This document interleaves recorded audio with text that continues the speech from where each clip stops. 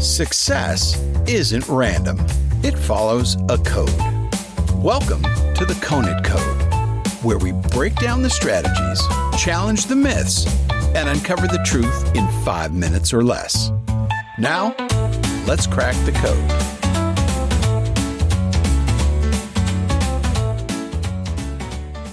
There was a time when the toy aisle was divided like a battlefield. On one side, pink, glitter, dolls and dresses. On the other, trucks, dinosaurs, plastic chaos. But in the early 1960s, something quietly radical happened. A man sat in a boardroom at Hasbro, staring at a prototype. It looked suspiciously like a doll, the kind that little girls cradled and dressed. But this one was different. He wore fatigues, he had a scar on his cheek, he didn't smile, and he wasn't a doll. At least, that's what they told themselves.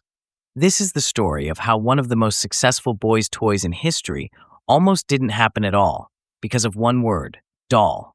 You see, in 1963, the toy market was clear. Dolls were for girls. Boys didn't want to be caught dead playing with them. Marketing had drawn hard lines in the sandbox. But a man named Stan Weston, a licensing agent with a knack for trends, saw something different. He saw a cultural shift brewing. The world was obsessed with war heroes. World War II and the Korean War still echoed in American households. John Wayne and Sergeant Rock were box office staples. And boys, well, they weren't interested in tea parties. They wanted adventure. So Weston had a radical idea. What if boys had their own kind of doll? One that didn't babysit but went to battle? He pitched the idea to Hasbro, a 12-inch, fully posable soldier, complete with changeable uniforms, gear, and weapons. Each version would represent a different branch of the military. And Hasbro hesitated, not because the product was bad, but because they didn't know how to sell it.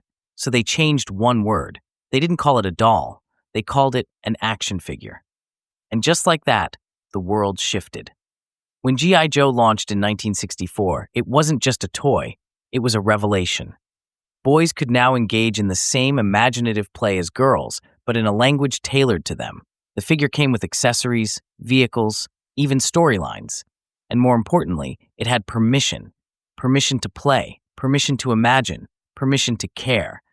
It was a masterclass in marketing, psychology, and cultural storytelling. Hasbro knew they weren't just selling plastic, they were selling identity. G.I. Joe wasn't successful because it was revolutionary in form, it was revolutionary in framing.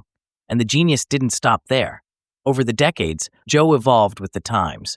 From stiff military man to kung fu grip commando, from Cold War operative to Saturday morning cartoon superhero. Each version reflected the mood of the moment, a mirror for the values, fears, and fantasies of young boys across America. But here's what most people miss. The idea of the action figure didn't come from a factory. It came from a question. What if we reimagined a product, not by changing it, but by changing how people see it? The lesson? Sometimes, the difference between failure and fortune is one word. Not because the product is wrong, but because the world doesn't yet have the right language for it. Marketing isn't decoration, it's definition. It tells people what something is before they ever touch it.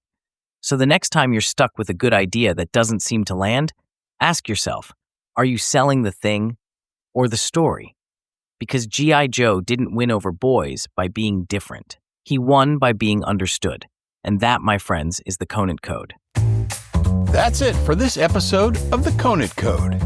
If you got something out of it, share it with a friend, follow the show, and leave a review on your favorite podcast platform. More insights, more strategies, and more code breaking coming soon.